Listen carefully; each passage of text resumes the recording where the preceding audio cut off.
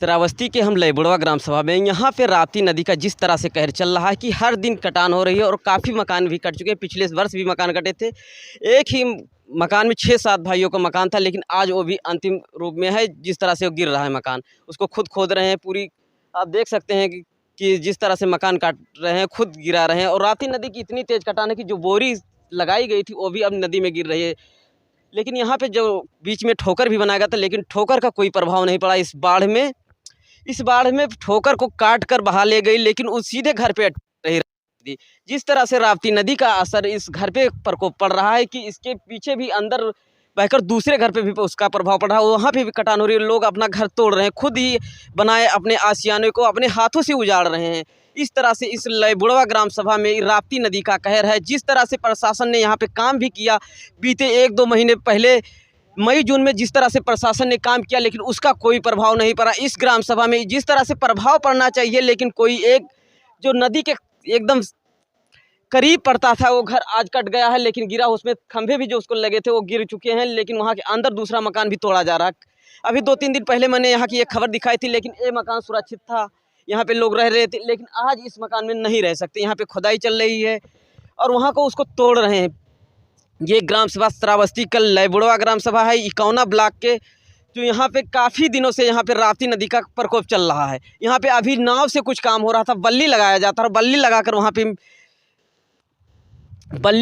वहाँ पे बोरी डाला जाएगा कि पानी ना कटे। लेकिन जिस तरह से यहाँ पे बोरी लगाई गई थी, वो बोरी अब सड़क कर पानी में जा रही है। यहाँ पे कटान भी तेज़ हो रही है।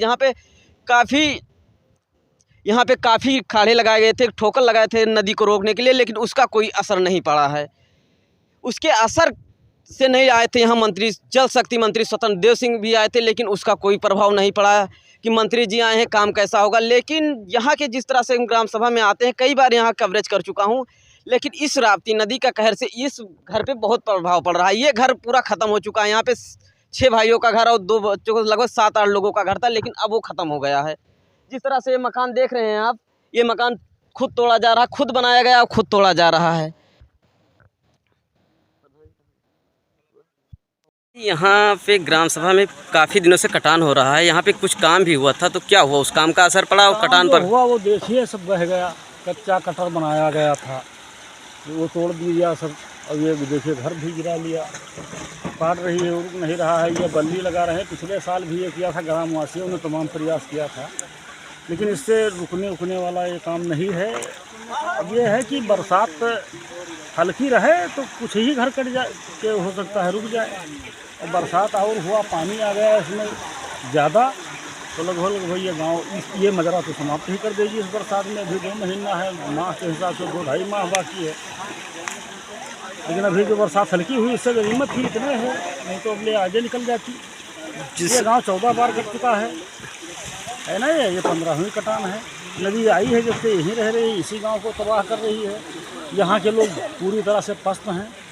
इनकी आर्थिक स्थिति दयनीय है। इनकी खेती बाड़ी कभी हमेशा कटान में रहती है, कट गई तो अनुपयोगी हो गई, और अगर बाढ़ आ गई तो जो बची फसल है वो चली जाती है। सरकार से क्या उम्मीद करना चाहते हैं? सरकार से तो बहुत कुछ संभव है। सरकार चाहे क्या नहीं कर सकती है। इधर बलरामपुर ज़िले में एक गाँव कटा था, वहाँ के लोगों को कॉलोनी बनवा कर अलग विस्थापित करा दिया।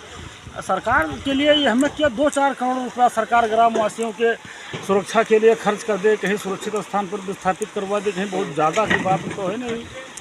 यहाँ कटान में केवल घर है या और खेत फसल ऐसा भी कुछ है? लेकिन ऐसा यहाँ कुछ नहीं होगा, इसलिए नहीं होगा। यहाँ राजनीति है, यहाँ जो है सत्ता की जो सोच है वो बड़े ही प्रतिकूल है। इसके लिए ये मेरे सामने आ चुका है। पिछले साल दौरान में बड़े अधिकारियों का फ़ोन, ऊपर का आदेश हम लेकर मिले। फिर हमारे यहाँ ज़िले स्तर के जो है बड़े अधिकारियों ने कहा कि हम वहाँ हाथ लगा के खड़े हो जाएंगे, बरसात बाद जो होना होगा और कुछ नहीं होगा, है ना। और यहाँ कोई बड़ा अधिकारी कभी नहीं दौड़ा करता है। बीच में जल शक्ति मंत्री स्वतंत्र देव सिंह भी यहाँ आए हुए थे। शक्ति मंत्री आए, प्रभारी मंत्री आए, तब ये कार्य हो रहा था। तो जब जितना VIP दौड़ा हो, उसके बाद कार्य और स्तरहीन होता चला गया। कोई मजबूती नहीं आई है कार्य में उनके दौड़ा करने से। और उनसे ग्रामवासियों ने मांग किया था कि नदी सीधी करवा दी जाए श्रीमान जी, है ना। तो वो मौखिक जवानी तो उस समय कहा था जिला प्रशासन से कि आप इसकी रिपोर्ट भेज दीजिए। अब भेजी गई रिपोर्ट की नहीं भेजी केवल गई। कागज तक ही सीमित रह गया, कहने का मतलब अब आपके? पता नहीं भेजा या नहीं भेजा, ये भी हम नहीं बता सकते हैं भाई। हम किसी वहाँ अधिकारी के पास तो गए नहीं हैं, जानकारी करने गए हैं। ये जाने पर वहाँ अपमानित होना पड़ना सकता है ना ये, क्योंकि इसका खामियाजा हम भुगत चुके हैं। इसीलिए हम लेटरबाजी तो किए हैं, शासन में गए हैं, लेकिन जिला स्तर पे हम नहीं जाते हैं। गांव कट गया, घर कट गया, हम चले गए अलग, उधर रह रहे हैं अपना झोपड़ी उपड़ी तान के।